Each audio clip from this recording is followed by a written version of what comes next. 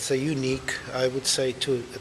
Well, I haven't completely invented, welding stainless steel as such for sculpture, but nevertheless, just using small little pieces of metal, of wire, recycled often, and then produce a form that's so soft like looks soft and flowing sort of, is a very unique thing that just happened. I just worked over years and experimenting with different welding equipment and different just kinds of steel and different processes altogether. It really is something that became my signature sort of interest and mark of my works, as it gives it. Well, being one of the most durable materials on Earth, actually known, that can be used for sculpture or creating any sort of spatial forms, at the same time it allows me or an artist to be very spontaneous about it. I can cut as I build it, I can cut it, change it, move it back and forth, so in a way allows me to just simply go after well, I don't know, perfect. It never gets perfect. As again, even now I could see, well, I could probably have done this part better, or maybe that change a little bit would be maybe more interesting. Who knows? Sometimes, of course, when I make it better, quite often, it just starts looking miserably ugly to me, and and then, then it becomes, especially when that happened to me, as a matter of fact, with the Angel of Harmony, when I was just a day before, the crane was coming and the crew, actually, because it's a much larger sculpture, and we're going to just go to the cathedral and install it, and then I just started fixing something, and then it just went bad. It just didn't.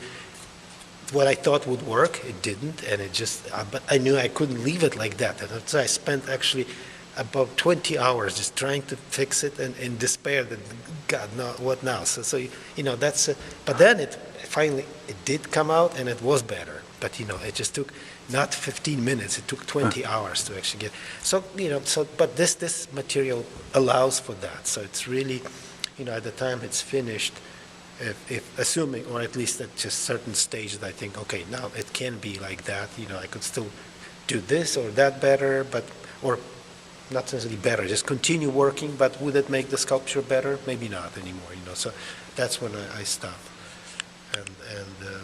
But it allows for that flick, just going back and forth and really looking for the right expression,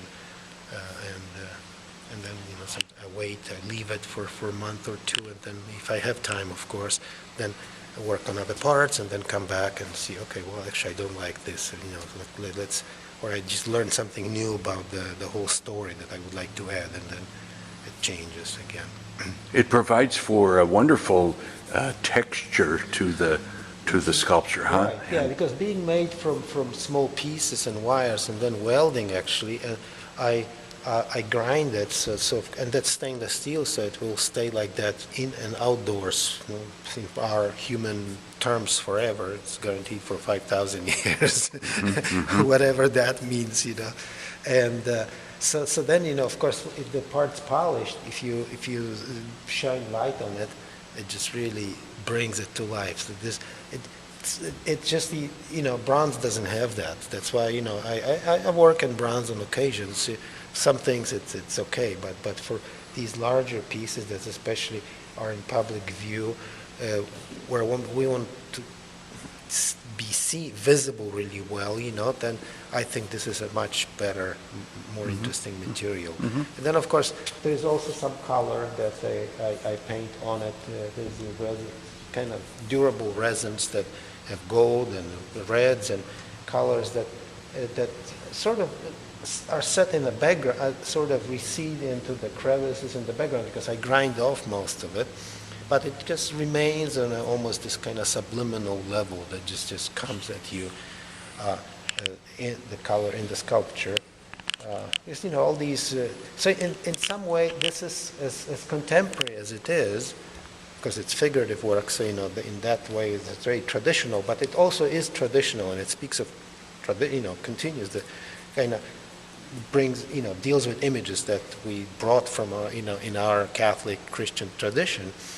At the same time, so it is, for me, it's a kind of perfect, I don't know, but a living blend of contemporary and tradition at the same time. And so this material actually, for me, is the best way, because I don't have to, in bronze or maybe even wood, you have to kind of pretend you're modern or you're traditional, you sort of have to make that decision. And here I just do it, and even if I try to be traditional, without thinking, well, I need to maybe look more contemporary. It doesn't matter. It still is both. It's traditional and contemporary at the same time. So at least that one issue that is a sort of important decision each time artists deal with their work. In this case, it's not a problem actually.